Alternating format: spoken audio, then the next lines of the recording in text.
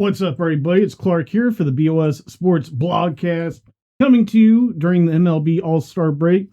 As Atlanta Hawks offseason appears to mostly be wrapped up by now, the Braves are holding on to a narrow 2-game lead after being up as many as 9.5 games in the NL East earlier this season. The Braves really struggled in June.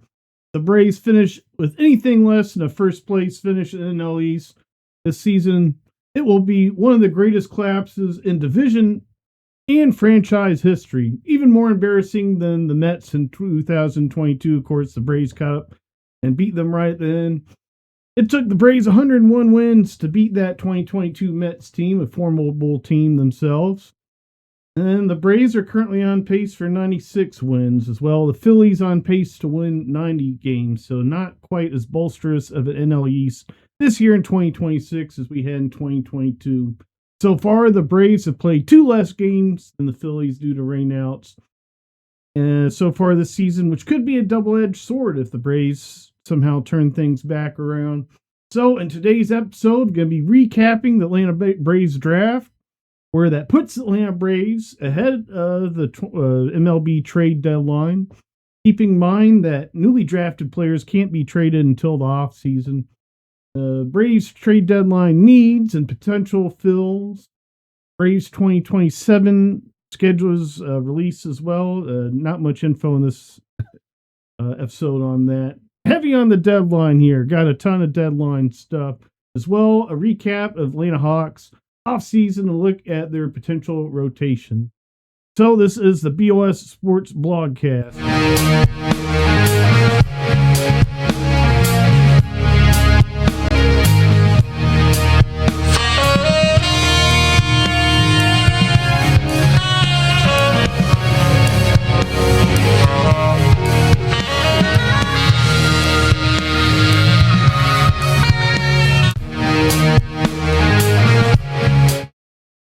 So MLB has a Monday, August 3rd trade deadline here for 2026 season. Braves got their work cut out from here. They currently hold the third best record in the National League at 55-40, several games back. The 59-37 Brewers, even more so the 61-36 Dodgers. Looks like the Dodgers won't have the same path as last year. Of course, they were the third seed themselves and rode that all the way to the World Series, only losing one time. The Cubs, the Braves, if the season would end today, they would currently face the Cubs, who are tied with the Phillies. Of course, the Cubs, they beat the Phillies 5 out of 7 times earlier this season when Cubs were rolling and Phillies were scuffling. Famously, the Phillies, they fired their manager, installed Rob Thompson, installed Don Mattingly, and been stellar ever since. Braves' positioning currently in the playoffs could be a double-edged sword.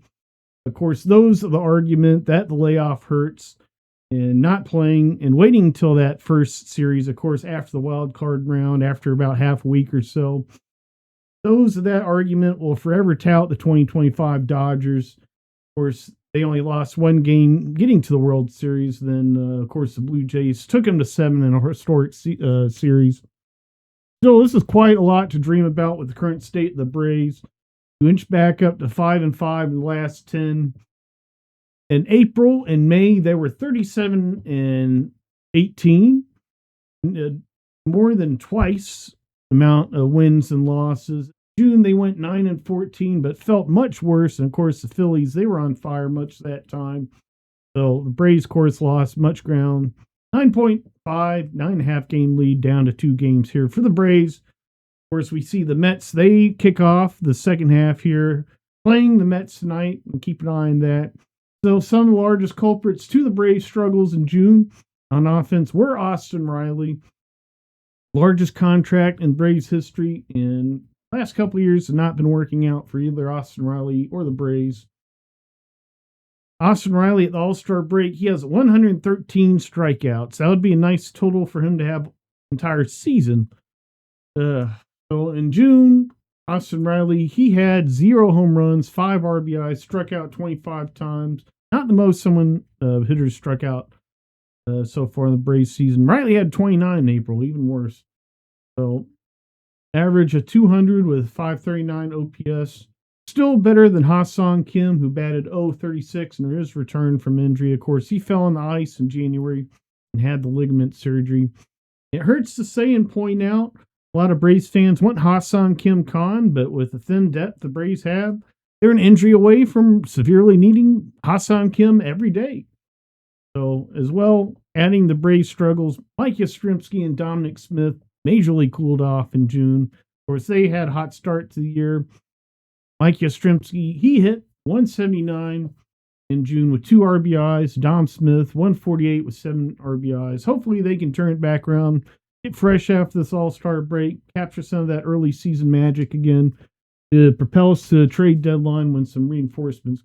So, who we're seeing other players saw good moments from early on. Jorge Mateo really cooled off in June, batting 1.33 average, and he had 0 RBIs.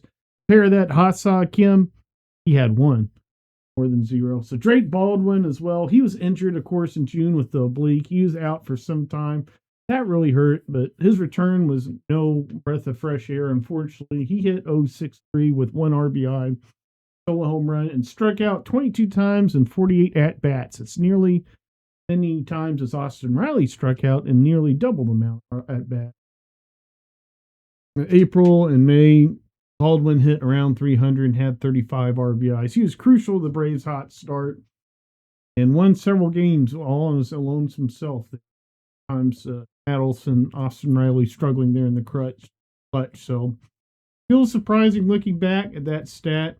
In April, Drake Baldwin, even with all those successes, he struck out 26 times. So the strikeouts have been there full time for Drake Baldwin.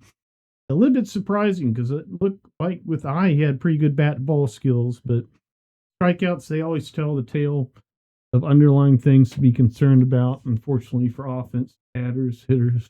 The pitching side of thing in June, Spencer Strider was struggling. He got injured again, unfortunately. Bryce Elder, he had a huge regression, 8.1 ERA in June with 7 home runs allowed. Martin Perez, he as well cooled off in June, 4.26 ERA. Chris Sale, he had a stellar June with a 2.35 ERA, but he didn't get any run support and lost a few of those games. Dylan Lee, he had a stellar June, 0 ERA, but he struggled a little bit going into the All-Star game. Hopefully, All-Star break and All-Star game. Hopefully he comes back fresh for the Braves. Still, as bad things have been pitching-wise, still doing better than 2025 Braves did. Of course, we had 22 pitchers with a worse ERA than Trevor Bauer's 2025 NPB ERA, which is a high 4 or something. And pitchers like Nathan Wiles come in, a 22 pitcher. Cool. 22 ERA pitcher. So even with the Braves pitching struggles, doing a little bit better and really about as thin as depth as we had last year as well. Just lucky, turning a little bit better, getting some solid contributions from guys like Martin Perez so far this season. So, Braves, they need to make moves. They need to make moves now, not wait for the trade deadline. Call up whoever's potentially dealing. And that'll unfortunately be limited with how close the AL is playoff-wise. Of course, you got the lockout coming. Any team that can secure a little bit of playoff revenue, that'll go a long way for these teams in the lockout. So, Braves, the largest need for the Braves to remain first place team in NL East is atop the order caliber bat. Let me say that again. The largest need for the Atlanta Braves to remain first place in the NL East for the rest of the season in 2026 is atop the order caliber bat. Now, the Braves, they came in the season depending on Jurickson Profar and Austin Riley being 2 top order caliber bats. Either are. Of course, Jurickson Profar, he's ended and likely not see him again in a Braves uniform. Austin Riley, that'll be interesting to see as well going next year with Profar. But Austin Riley as well, his struggles well documented. We all just ran through them here earlier today. As well, Ozzie Albies' resurgence been great. Matt Olson been continuing to hit the ball hard and drive in runs promised when he came to the Braves. A correctly loaded Braves lineup will win games. Powerful offense wins games in the 2026 version of the National League. Top the order caliber bat is the Braves' number 1 need going in this trade deadline. And really looking at the upcoming prospects, won't really even have a shot to potentially add something like that. So going in the next year. Second largest need for the Braves, nearly as much or more as that top order caliber bat, is a top of the rotation caliber starting pitcher. Braves can land a top four quality bat. Have to feel good about Chris Sale potentially starting in game one of a playoffs. Add a starter like Luis Castillo or Joe Ryan. Potentially have a nice 1-2 punch, if not for at worst not starting Grant Holmes game one of playoff series. It's still a possibility no matter how many pitchers they get. So third most pressing need for the Braves is a high velo leverage lefty reliever. Of course, the Braves are quite loaded from the right side. If you get Robert Suarez back, you got him, Iglesias, Didier Fuentes. All of them can dial it up in a punch. And it's Reynaldo Lopez, Grant Holmes. They might be in the mix too. Raylo can dial it up as well. You really need that lefty there. Potential playoff run. If you run into the Dodgers, get lucky enough to face them in the playoffs, you got to be loaded and have a high velo lefty come in and shut them down. Top of the order, they got, of course, Freddie Freeman, Shohei Ohtani, and lurking down there as well as Kyle Tucker. He struggled so far this season. How often do we see it? Dodgers player struggles regular season, October. Holy crap, they're now a high impact guy. So I feel like that might be Kyle Tucker for the Dodgers going into 2026 postseason.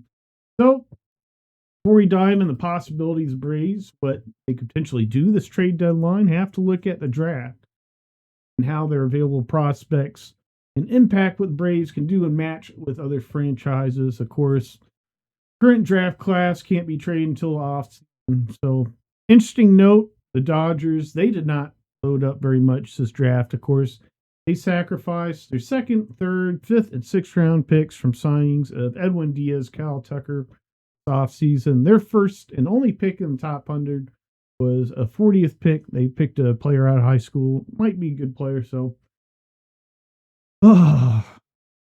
Dodgers currently have a nice crop of prospects, including 3 of their top 10, could all headline a trade and really outbeat anything that could be offered for Skubal.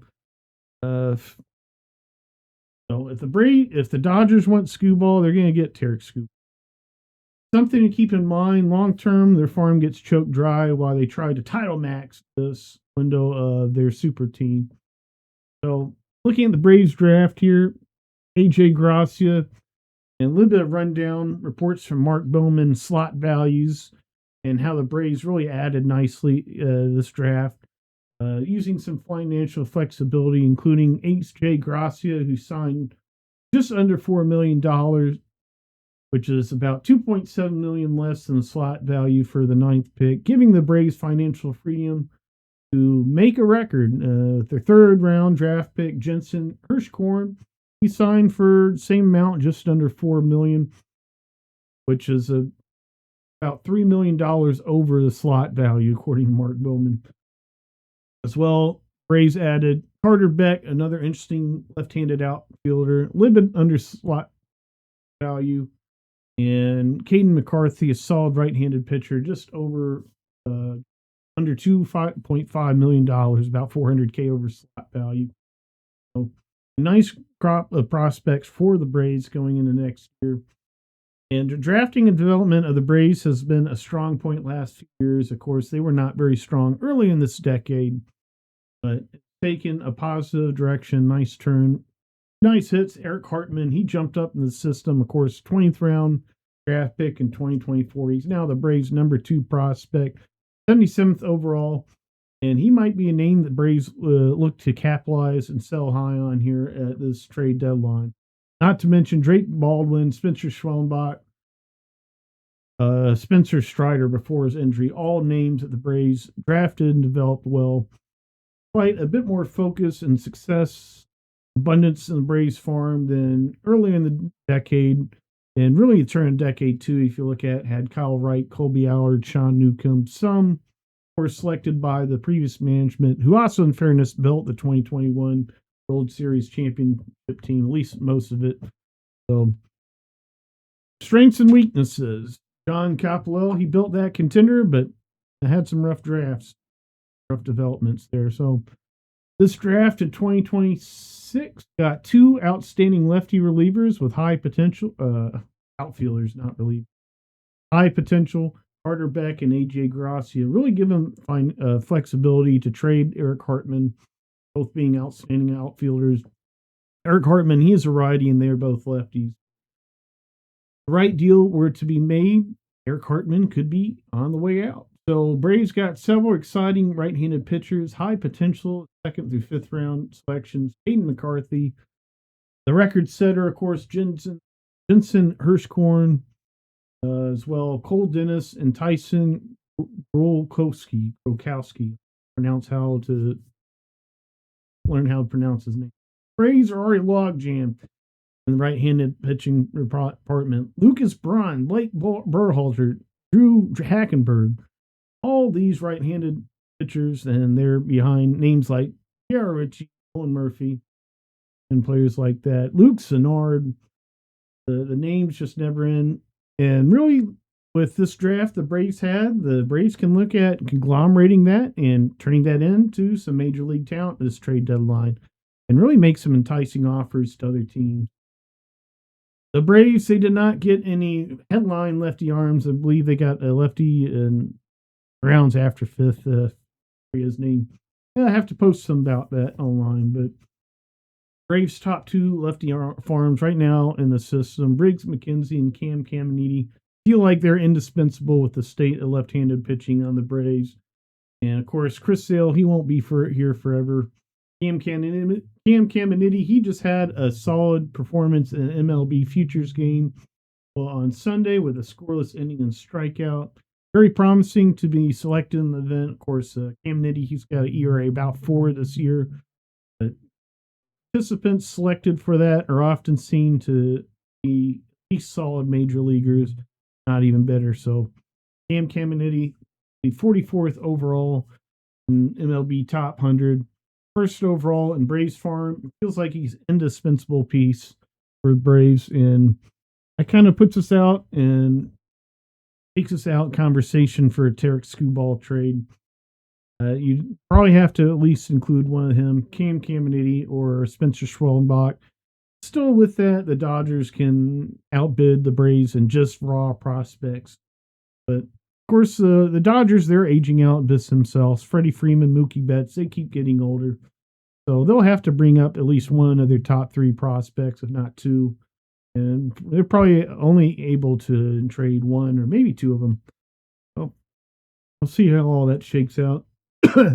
So some frequently named names and potentially available players for the Braves during this deadline. Top 2 names buzzing online right now are Joe Ryan and Luis Castillo.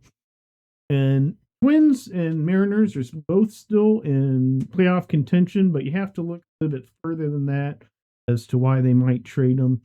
Luis Castillo, he's struggling a little bit, ERA just under 5, and he's owed just under $50 million next 2 seasons as well. 2 of the top 10 prospects in baseballs are both pitchers for the Mariners, including Ryan Sloan and Cade Anderson, both looking spectacular.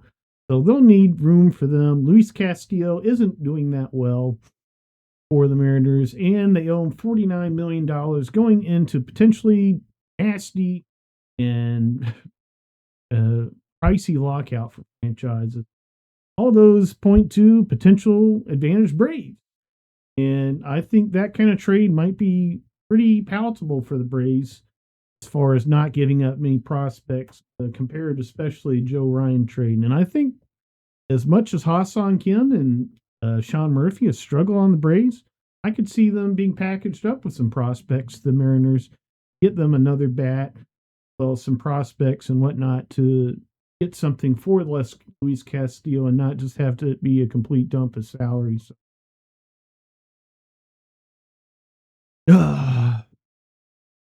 Joe Ryan, a little bit more dubious situation. I think he'll probably be held out to the trade deadline as he's a rental, is on a 1-year contract, last year of his deal.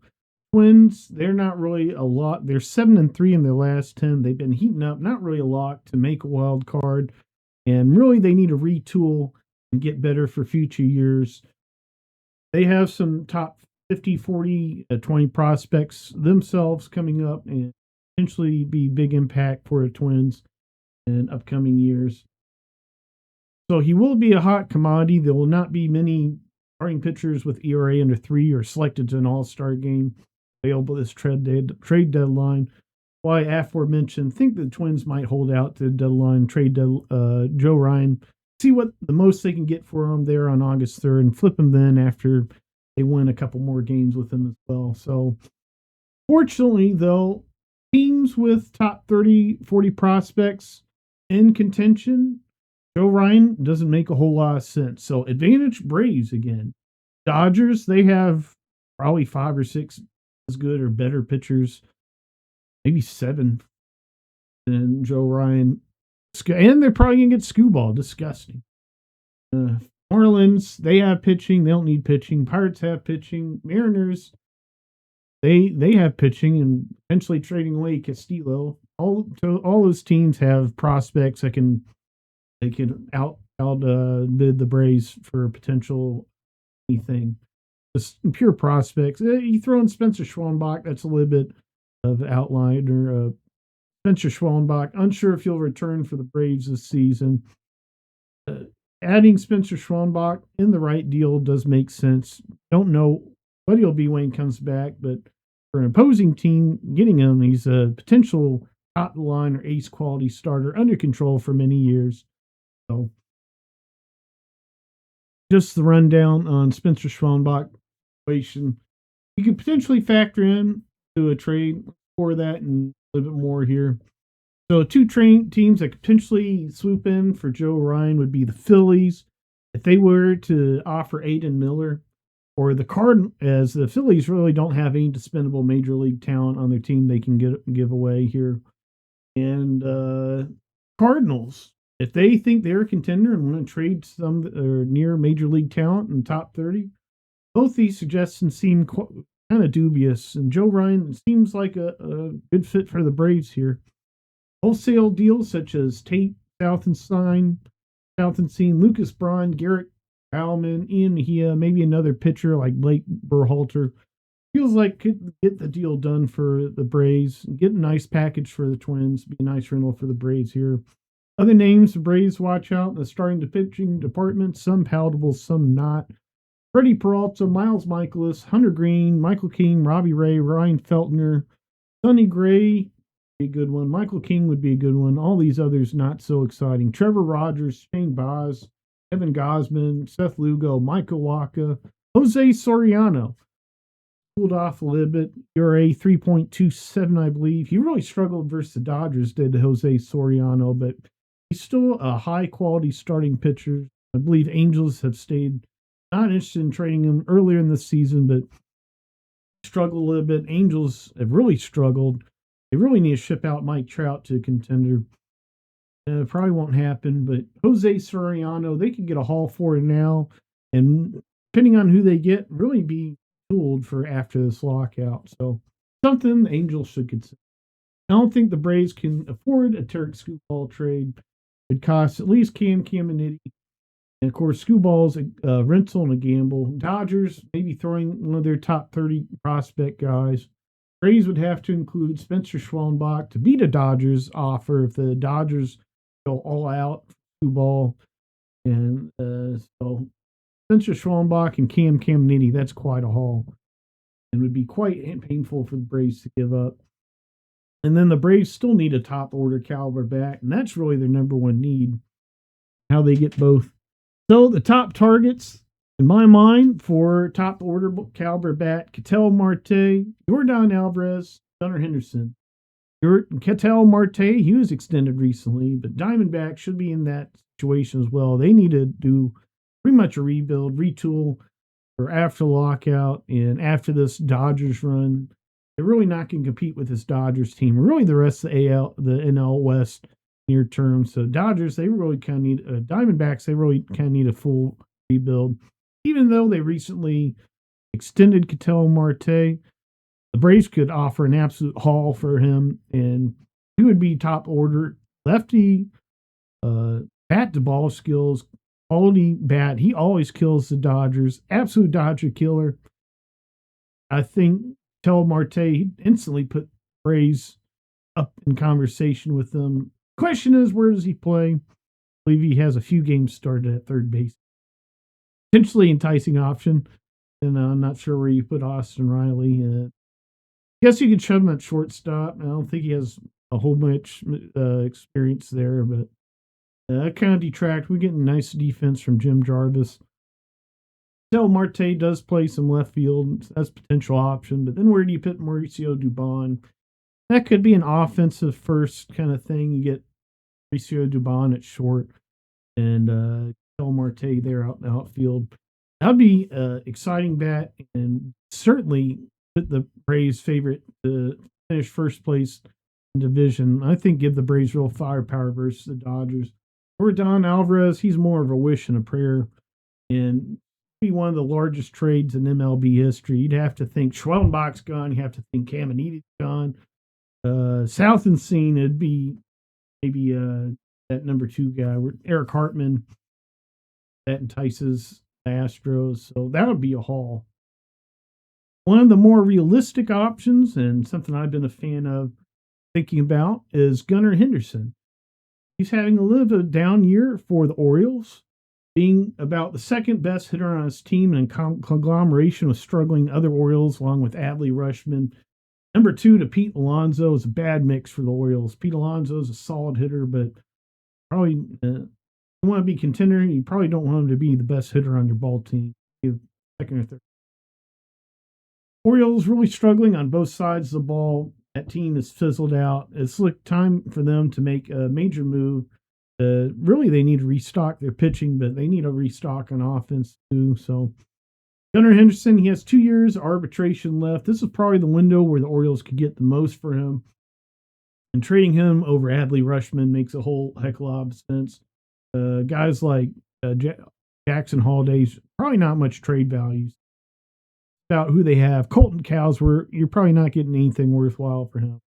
Gunnar Henderson, you're probably getting a nice package for him.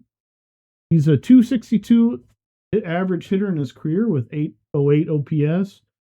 I believe just under 700 OPS this season, but he still has like 14 or 17 home runs and high 40s RBIs, 47, 48 RBIs on the year. Gunnar Henderson, if I remember correctly. He'd be kind of like Dansby Swanson, but from left side, being a shortstop, solid on defense, solid amount of pop. Well, he strikes out well over 100 times a year. That kind of sounds like Dansby Swanson from left side in his prime. Even though adding more strikeouts to this Braves lineup seems like a dubious proposal as far as trying to contend for a World Series concern, still adding a run-producing shortstop seems almost unfathomable to what that could potentially impact on this Braves team. And I'd call him a top order-ish caliber bat, depending on what team, what season he's having.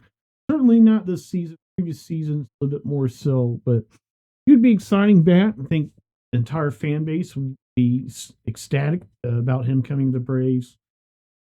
He would solve the shortstop position in the near term for the Braves and give the Braves enough firepower to outduel the Phillies the rest of the season and finish first place. As well, give them a hope in playoff series. Certainly in a 5-game series, anything could happen. A shortstop with some pop like that would be a positive add. So, third need, of course, is a high velo lefty reliever. And really, there's only 2 names that really come to mind potentially available. Mason Miller is rumored to be on the trade block from the Padres, who need themselves. They just got him last season from Athletics. Bit of mismanagement there for the Padres, but what do you do? Spend all that money and still can't win much in the playoffs. They got to do something. Aroldis Chapman, of course, he's on a 1-year deal with the Red Sox perennially. Seems almost getting stronger this year, throwing even harder as he gets older. But either would be quite costly, and the Braves will have to outbid top teams. And could see the Dodgers potentially, depending what they do. If they Dodgers feel set on starting pitching, see them throwing one of their top guys to get one of Chapman or Mason Miller and add to their bullpens. Probably a little bit of the weakness there at the Dodgers. So that's where names like Luis Castillo, Joe Ryan, Gunnar Henderson, a little bit cooler, a little bit less costly potential trade the Braves to fill other needs. Potentially still and hope to still have something left to get a Mason Miller or an Aroldis Chapman. And really looking at that, Joe Ryan, Gunnar Henderson, and a Mason Miller or Aroldis Chapman, you didn't have to feel stellar about the Braves in the division. You think, yeah, they're sure in for the division. At that point, you can start thinking about potentially winning a 5-game series versus the Dodgers. 7-game series would still be a little bit dubious with even adding that much talent to the Braves. So it'd be the largest trade deadline Alex Anthopoulos has had on the Braves. Of course, that 1 year at the Blue Jays got David Price and company. He swung for the fences before. Of course, that didn't work out for the Blue Jays. If he did that again this year, it'd be very exciting. And the Braves are certainly one of the top contenders to the Dodgers in NL. But they're kind of there in that second class of team with the Phillies, Cubs, and maybe even a little bit past the Brewers. Brewers have a little bit more. They got a lot of prospects too, the Brewers. They could potentially make a big move. Well, if the Brewers got Tarek Skubal, that'd be crazy. So before we go and move on to the Hawks here, do a little bit of pitcher previews here for we got Atlanta versus the Texas Rangers. And thankfully, it looks like we're missing out on Nathan Eovaldi and Jacob deGrom. We'll see who Sunday's starter is. Hadn't been announced as of earlier this today when I put together this information. Grant Holmes, 3.61 ERA, 25% whiff rate, 5.04 whip, a FIP, that is, field independent pitching value. And that's where we see a little bit of the underlying concerns for Grant Holmes. Of course, pitching on that partially torn UCL. There's a lot of times where Grant Holmes doesn't seem to be doing as well, but 3.61 ERA so far this season, pretty solid overall for Grant Holmes. Can he give us length? That's always a bit of a question. Chris Sale, stellar season again, 2.81 FIP, 2.2 ERA, only 8 home runs allowed, 27% whiff rate, 117 strikeouts. He's eventually getting 180 strikeouts.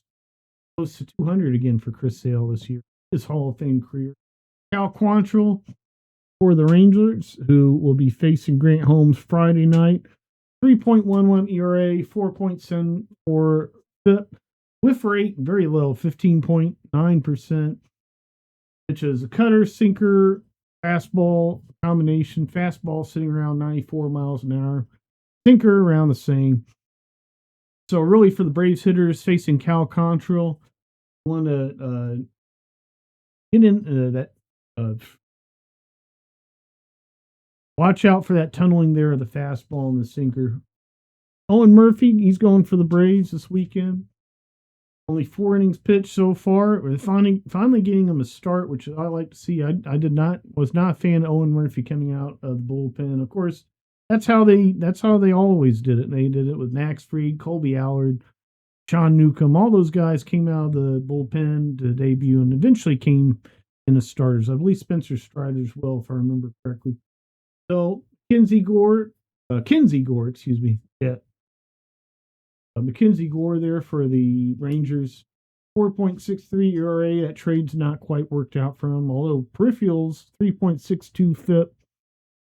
Going that 4-seam fastball around the 95. Curveball, changeup there for the Rangers. So last 7 games, hot hitters. Anyone hitting over 300 for the Braves? Yes, Jim Jarvis is 7 for 19 RBIs. Hopefully he doesn't go off like so many other of our Tom Smith, Mike Ypsiskrimsky, Jorge Mateo guys, and Mauricio Dumont a little bit, who unfortunately is in our cold. For Austin Riley back in the funk, 4 for 25. Hopefully he went power washing over this All-Star break. As famous quip, he went power washing over 22 All-Star break. Then went on Absolute Heater, which got him record-setting contract during the 2023 All-Star break, and the Braves hasn't quite looked the same since. Dominic Smith, fortunately, pulled off for Braves, only hitting 150 last 7 games. Joey Bart got that one hit for the Braves and then hasn't done anything else. 1 for 11.09.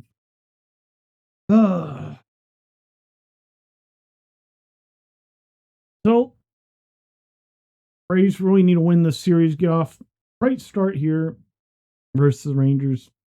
So, before we go, let's get a quick whip around on how the Atlanta Hawks are doing this offseason.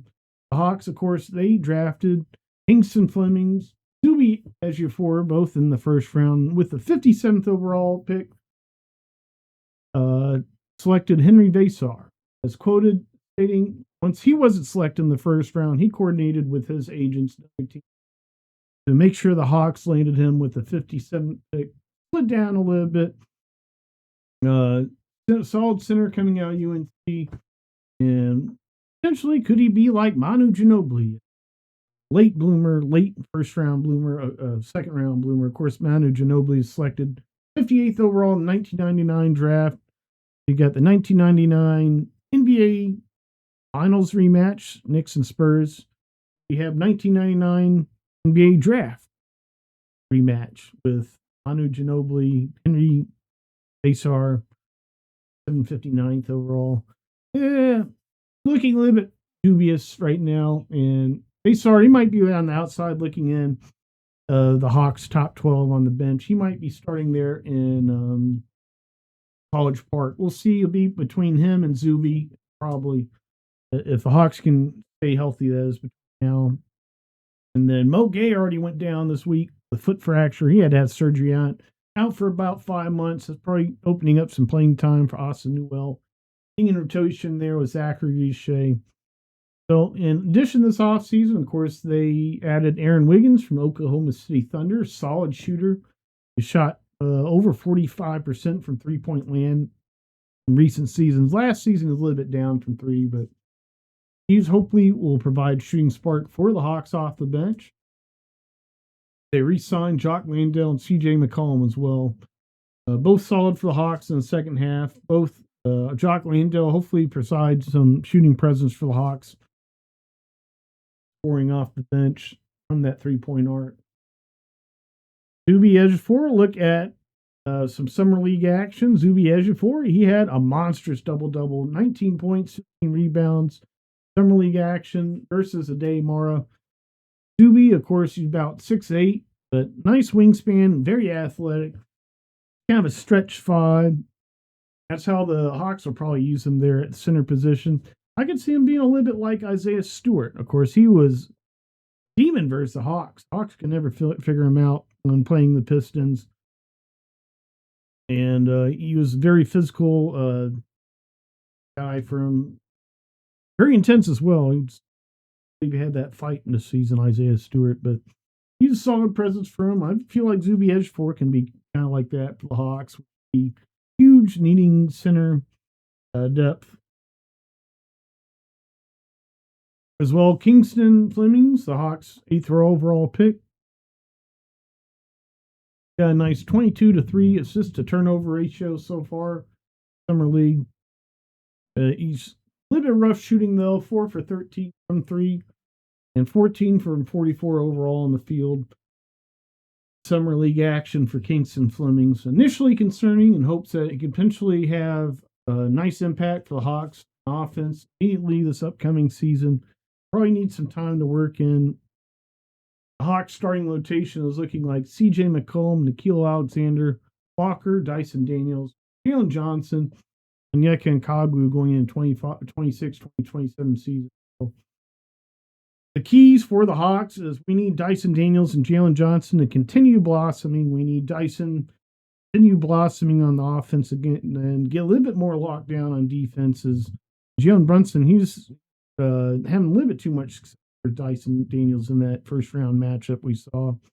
Jalen Johnson, we need the physicality to come in full force. Of course, last season he's coming off that shoulder surgery. Got a full healthy offseason. Hopefully, Jalen Johnson will be an absolute monster there. So that's pretty much the keys as well. A little bit of peripheral keys, however you might put it. I'd like to see Onyeka and Kagu continue to be lights out from three and a little bit more clutch. He faded a little bit in the first round matchup there versus the Knicks. And we need one of Aaron Wiggins or Corey Kispert to be hot coming off the bench, be your hot shooter. Well, Jock Landale having some nice shooting moments. Zachary Richey to develop in the player that we hope he Flash is a brilliant two-way player with some playmaking skills as well. Austin Newell need his three-point shot to start falling, and his physical presence increase his physical presence there in the paint.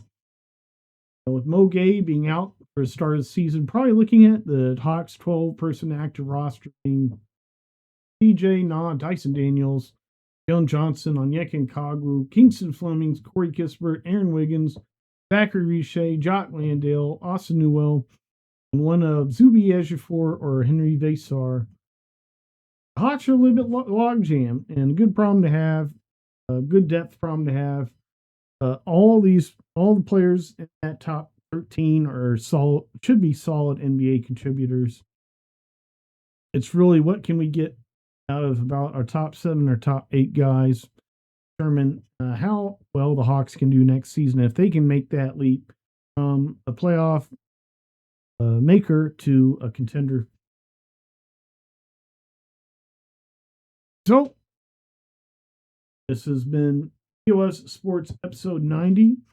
So probably carry us till maybe after trade deadline. We'll see if I get another episode in before early to middle August. So thanks for listening. Be sure to watch previous episodes of BOS Sports Blogcast, and we'll see you again next time.